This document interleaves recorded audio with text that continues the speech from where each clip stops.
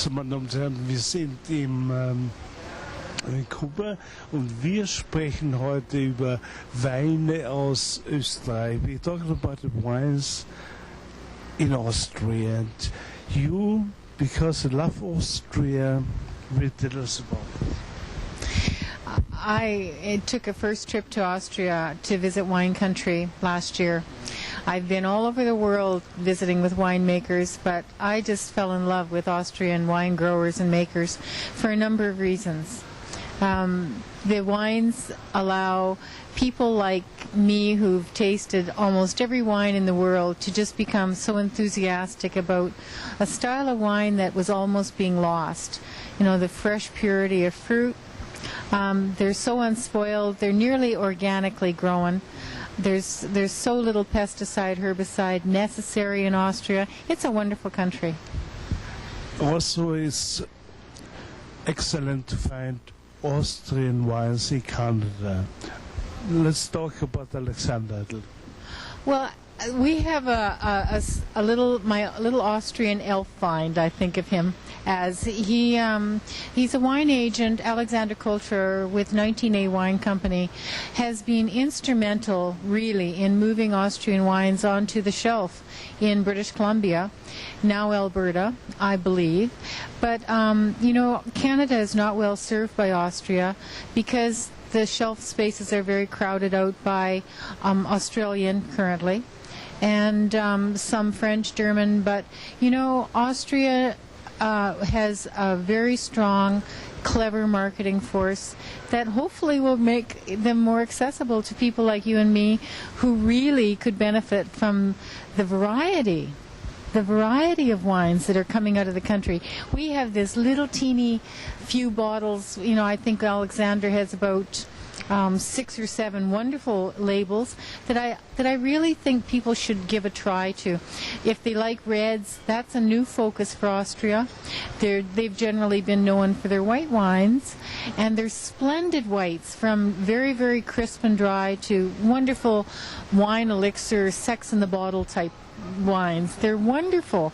But the reds now, made of grapes that are harder to pronounce than love, Zweigelt and Blaufränkisch, and which is a Lemberger, so people would know that.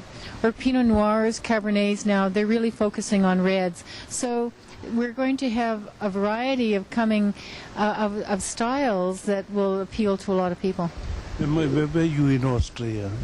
Well, we centered out of Vienna, and my group, there were international media wine people, not food as much, but wine people. And we were toured around Austria. One group went north, one group went south of Vienna. And so you can fly to Vienna as a tourist and have your wonderful Mozarten pastries in the Viennese cafes and enjoy Vienna for all its beauty and history, so remarkably unscathed by war. That was what surprised me. But then you can just take an hour drive or a 2-hour drive and tour. I loved the South a lot, and that was where I became enraptured with the reds that are coming out of it as well as the whites. For the north is more white focused and the sweet wines, but you know, any part that you wanted to drive, it's a beautiful country. Also, which you should know. You left there, but I'm sure you must be homesick often. It's so beautiful. I enjoy the wines from the Danube, the whites. There's light and red. Yeah, the Grüne Veltliner is a grape that people probably won't recognize instantly. It's not on the tip of our tongue as one of the the noble whites of the world, but it is noble. It's making about, as you would know, 36% of the Austrian wines right now, and that will diminish because Grüner Veltliner will not remain so strong with the red focus now coming on as well. But it won't be lost because it can go from crisp whites, refreshing, pristine, pure, as you say, but they also can be unctuous and more dessert style wines. But none of the wines are cloying. You know, even if they're sweet, there's the balance in both the reds and whites is so wonderful. They're food wines, as they should be. In In closing our chats, we have to Soon, and we never even boarded the plane. my It just went so take off. fast. No, This one but was. let's talk about the wine festival in Vancouver. Well, for someone like me who is a bit homesick for Austria and a return trip, I think the wine festival does allow wine enthusiasts and food enthusiasts, because really the wine and food venues, the programs, the wine dinners, the lunches, it's a great thing to experience. But I think the Austrians are going to do a remarkable job this year of really showing off a bit more than they have in past years with their presence at the festival. When you're competing with big budget wine countries from around the world, Austria has done a formidable job of pulling 35,000 winemakers. 35,000 winemakers in Austria. Such a little country, I don't know where they find the room. But they really are, they targeted a few places, and Canada was lucky enough to be one of them.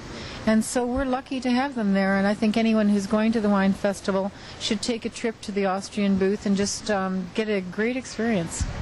That's what I meant. It is an experience, and Vancouver with the wine festival gives many people a chance to try wines that they usually cannot get. Well, exactly so. And, there's a bit of politics here. The wine agents are asked to pour wines that are not really so readily available. And then when the poor consumers like us try them and they say, where can we buy them? Well, let me see, maybe in a year, 2 years, 3. So really the wine festival is a great chance to try the wines. But if you like them, it's a great chance also to be a little political and put the pressure on to get Austrian wines on shelf. That's good. Marie, thank you for your time. It was a pleasure. A great pleasure. You've made me very homesick.